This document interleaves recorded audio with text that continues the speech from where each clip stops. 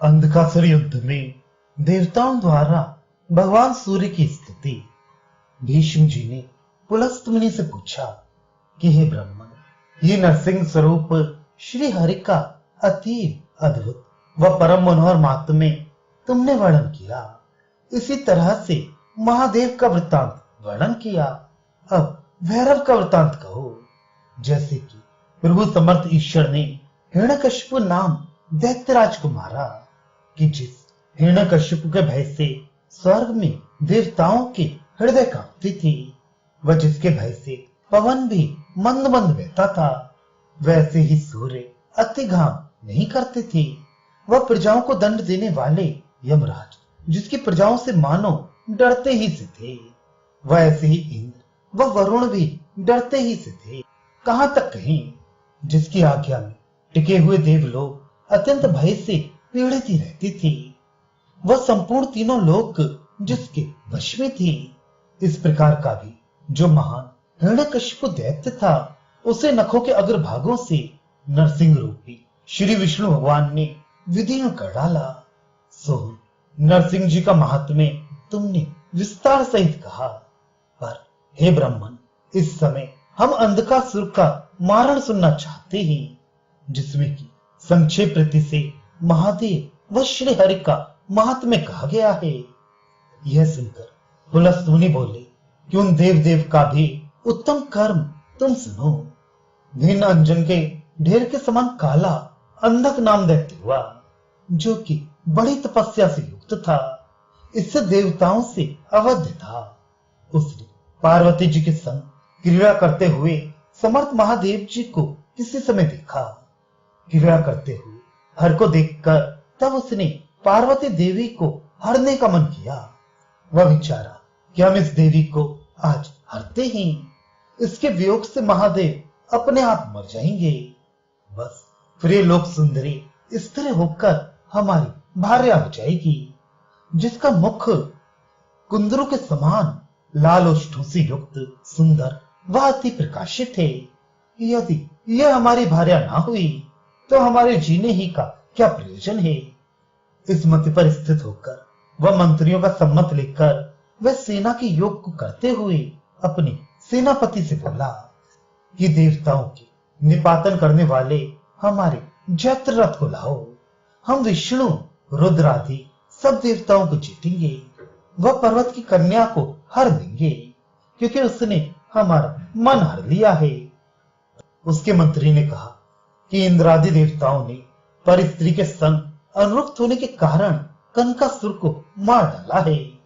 इससे कोपयुक्त होकर महादेव आदि देवताओं को हम मार डालेंगे, क्योंकि उस कनकासुर को मारकर अंधकासुर के भय से इंद्र शरण के लिए शंकर जी के कैलाश पर्वत पर गए थे। वह द्वितीया का अर्चन सिर पर धारण किए हुए देवेश देवदेव जी को प्रणाम करके भयभीत इंद्र ने उनसे सब वृतांत कहे कि हे देव महादेव, हमको अभयदान दो, क्योंकि हम अंधकासुर से डरते हैं। इसका कारण यह है कि उसके पुत्र कनकासुर को हमने आज समर में मार डाला है। इससे महाअसुर अंधकासुर जब तक हमसे मारे हुए अपने पुत्र के वृतांत को ना जाने, तब तक हमको भय पहुंचाने वाले उस दानव को वहीं रहते रहते आप मार डालें। वह क्रूर दानव स्त्री के लोभ से पर भार्या को हर लेता है। इससे हे देव सप्तम, वह सर्वथा आपसे वध पाने के योग्य है। इंद्र का ऐसा वचन सुनकर रक्षक महादेव ने इंद्र को अभयदान दिया कि हे पुरंदर, तुम ना डरो। इस प्रकार इंद्र को अभयदान देकर अपने अद्भुत गणों के साथ अंधकासुर को मारने के लिए कैलाश पर से द्वारकापुरी को आए। चलने के समय महादेव जी ने महाकाय व अंधक को मारने के लिए भूत गणों को भी साथ ले लिया था। अपना विश्व रूप अति भयंकर बना लिया था। जैसे ही भयंकर सर्पों को अपने सब अंगों में लपेट लिया था। जटाओं में मणि रत्न सहित बहुत से सर्प लटका लिए थे और मारे तेज के युगांत के अग्नि के समान प्रकाशित थे।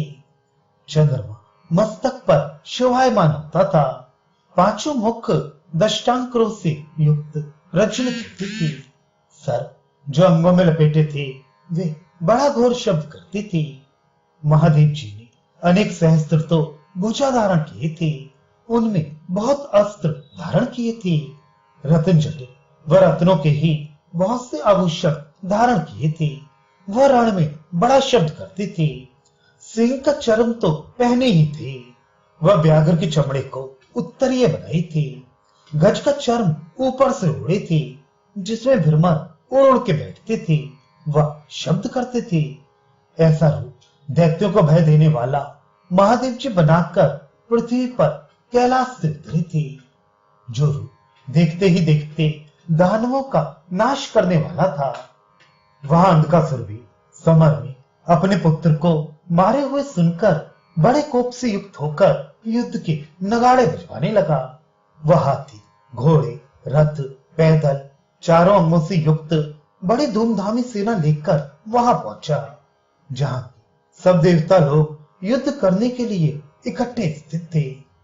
तब हाथी रथों से युक्त बड़ी सेना सहित युद्ध करने के लिए उपस्थित दैत्यों को देखकर सब देवगण अपनी रक्षा कहीं न जानकर श्री शंकर जी की शरण को गए। उनको भयभीत देखकर महादेव जी ने कहा, देवताओं भयभीत ना हो।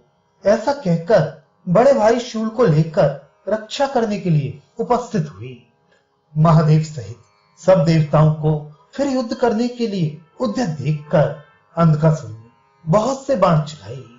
वह बहुत से देवताओं का नाम लेकर युद्ध के लिए ललकारा। सब देवगण भी बाणों की वर्षा करने लगे। वह महादेव जी ने ऐसे बाण चलाए कि जिनके मुखों से अग्नि की चिंगारियां निकलती चली जाती थी। वह रथ पर चढ़े हुए अंधकासुर को देवगणों ने चढ़ाए हुए शरों से प्राय ताड़ित किया कि वह शिथिल होकर अपने रथ पर आयुध रहित शिथिल हो गया। वह कुछ काल में स्वस्थ होकर उसने दैत्यों को बुलाकर युद्ध करने के लिए नियत किया, परंतु विविध प्रकार के आयुधों से देवताओं ने उसकी सेना को ऐसा मारा कि वह तितर बितर हो गई। वीर देवताओं ने महादेव जी की सहायता से ऐसा पराक्रम किया। दानवराज अंधक ने देखा कि हमारी सब सेना को तो देवताओं ने छिन्न भिन्न कर दिया है। वह हमको महादेव ने कोटिन बाणों से विदीर्ण किया है। यद्यपि वह वेलीभूत हो गया था, परंतु केवल धैर्य धारण करके दौड़कर उसने महादेव जी का धनवा पकड़ लिया। वह उनको गदा से मारा। वह धनवा को तोड़ डाला। वह चाक के टूट जाने पर महादेव जी पृथ्वी पर गिर पड़े। महादेव जी के पृथ्वी पर गिरने पर तीनों लोग कांपने लगे। सागरों ने अपने किनारों को छोड़ दिया। वह पर्वतों ने अपने कंगूरों को छोड़ दिया। वह सब नक्षत्र अपने अपने स्थानों से चलायमान हुए, परस्पर युद्ध भी करने लगे। जब देवेश महादेव जी पृथ्वी पर गिर पड़े तो फिर अंधकासुर ने कुपित होकर गदा से नागों के राजा वासुकी को मारा। वह उनको महादेव के अंग से पृथ्वी पर गिरा दिया। तब शिव जी को छोड़कर नागराज भागकर अलग चले गए।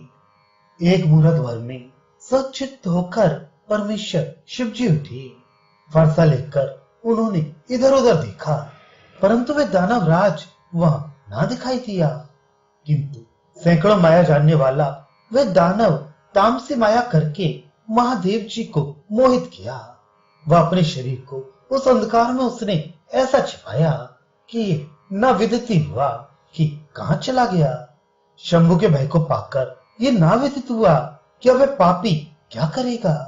जब उसने ऐसी अंधकार की माया से देवताओं को आच्छादित कर लिया तो देवगण बहुत व्याकुल हुए। वह संभ्रांत मन होकर अपने कार्य के गौरव से उन्होंने सूर्य देव का स्मरण किया। स्मरण करते ही मनुष्य का रूप धारण करके तेजो रूपी हो ऐसे प्राप्त हुए कि सब वह अंधकार नष्ट हो गया। अंधकार के नष्ट होने पर व प्रकाश के प्रकट होने पर सब देवगण अग्नि के समान प्रकाशित नेत्रों से युक्त होकर स्कंद आदि बहुत आनंदित हुए। इसलिए ब्रह्मा, विष्णु आदि सब देव सप्तम व शरानन आदि सब गण मनुष्य रूपी श्री सूर्य भगवान के विविध प्रकार के स्तोत्रों से स्तुति करने लगे, जो कि ब्रह्मा विष्णु शिव से भी श्रेष्ठ जगत भर में व्याप्त चिकने सिंदूर के समान अरुण रूप को धारण किए थे। ऐसे सूर्य भगवान को प्रकाशित देखकर 5 अंग पृथ्वी पर झुकाकर बार बार प्रणाम करते हुए महादेव जी देव देव जगत भर के नेत्र स्वरूप भास्कर जी को चिकनी दृष्टि से अवलोकन करके चिकनी व गंभीर वाणी से बोले कि हे देव, आप अपने तेज से तीनों लोकों को प्रकाशित कराते हुए व पूर्ण कराते हुए सदा लोक के उपकार के लिए उदित होते हैं। दैत्यों की माया से व्याकुल चित्त सब देवगण व अन्य प्राणियों के भी प्रकाशक व प्रणाम करने की योग्य तुम ही हो। वह तुम्ही इस संपूर्ण संसार सागर से सब प्राणियों को कर्णधार के समान उत्तीर्ण कराते हो। वह विविध प्रकार के यज्ञों से भक्ति पूर्वक सब लोग तुम्हारी पूजा करते हैं। इसी से उन लोगों के कल्याण के लिए भास्कर जी आप युक्त होते हैं।